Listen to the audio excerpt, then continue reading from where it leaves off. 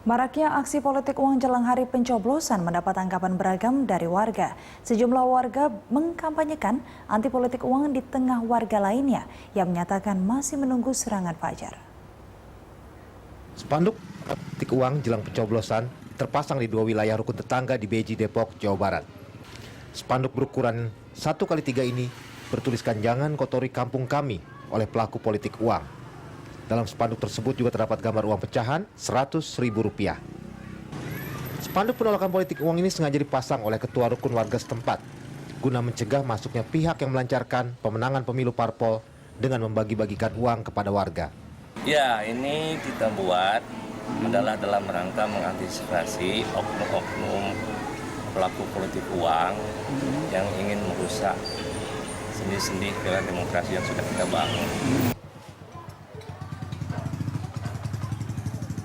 Sebelum adanya pemberitahuan dari ketua RW setempat, sejumlah warga sekitar yang melihat adanya spanduk tersebut mengaku tidak mengetahui siapa yang memasang spanduk. Nggak tahu. Memang sudah ada dari kemarin atau gimana? Belum ada kemarin. Oh gitu. Siang belum ada. Ya kalau bisa cabut itu, jangan ada keributan masyarakat. Kekhawatiran pengurus RW di Beji, Depok ini cukup beralasan. Karena di sejumlah tempat di tanah air, entah bercanda atau tidak, sekelompok warga malah memasang spanduk berlawanan, yaitu menerima serangan fajar alias politik uang. Tidak hanya melalui spanduk, puluhan warga yang tergabung dalam gerakan Ganyang Mafia Hukum melakukan aksi di depan kantor Komisi Pemilihan Umum Jawa Barat. Dengan membawa spanduk dan poster, peserta aksi meminta warga Kota Bandung untuk menolak politik uang, terutama jelang pemungutan suara. Massa menilai politik uang akan menciptakan caleg yang korupsi, sehingga akan semakin menyengsarakan rakyat. Berdasarkan data dari Badan Pengawas Pemilu Banten, tercatat sejumlah calon legislatif incumbent, baik DPRD dan DPR RI, paling banyak melanggar money politik. Dari laporan yang diterima, 7 pelaku yang melanggar pernah menduduki kursi legislatif, maupun masih tercatat sebagai wakil rakyat. Lebih ironis lagi, caleg-caleg yang melanggar sudah mendapat bimbingan maupun sosialisasi. Ya, ada yang langsung berupa uang dalam amplop, amplopnya bertuliskan nama si caleg dan gambarnya.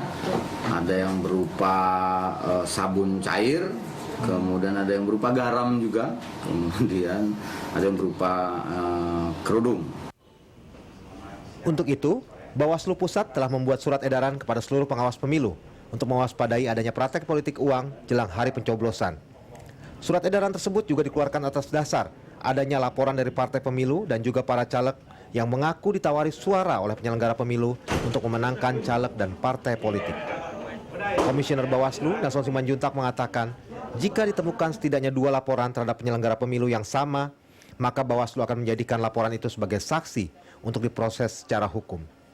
Kami sudah akan bersepakat di Bawaslu. Yang pertama, kami hari ini akan membuat surat edaran kepada seluruh jajaran pengawas pemilu supaya mereka mewaspadai hal-hal seperti ini. Dan tadi seperti yang sudah disampaikan oleh Prof. Gimli, sekaligus meminta mereka melakukan pengawasan secara bertingkat, pengawasan melekat kepada bawahannya masing-masing.